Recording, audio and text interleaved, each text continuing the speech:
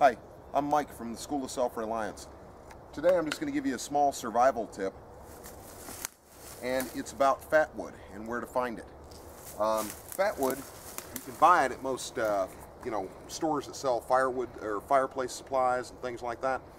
What it is it's the highly resined wood inside of a pine tree or most trees of that nature. If you look right here, we can see the different color. This is all white.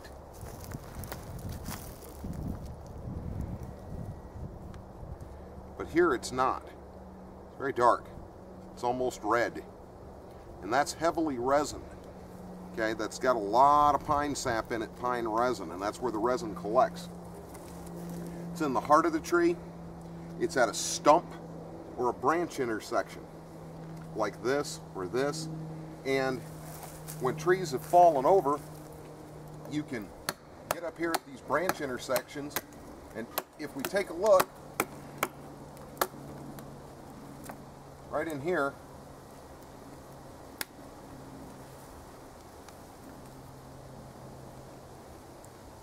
you can see how red that is, and that's fatwood. Now that stuff will burn like gasoline.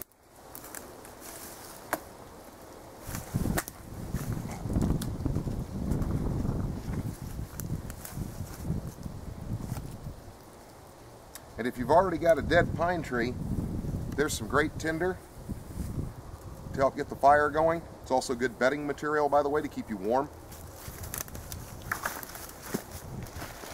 But right here, you got some nice pretty fatwood, and this stuff will burn like gasoline. You can cut it up or make a feather stick out of this, use it to get your fire started, and it will burn for a long period of time. Give me just a second and I'll show you what I mean. Now, before I get started here on the fatwood and feather it up for you like I said I was going to, there's also one other thing to point out.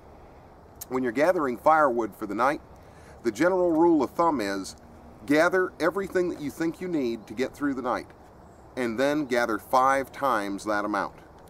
That's a general rule of thumb, because whatever you think you have, it's not enough to get through the whole night. So gather as much as you think you'll need, and then get 5 times that much. But anyway, we're going to come right back. I'm going to feather these up and show you how they burn. Now you can also find fatwood at the bottom of pine trees, right at the stump, okay, or any kind of knots or branch intersections, like I said.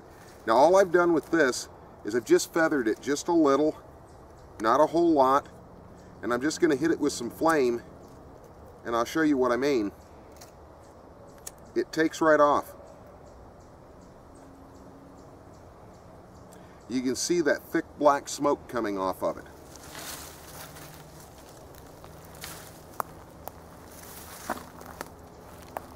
And that's the resin burning. Now that has a whole lot more resin in it.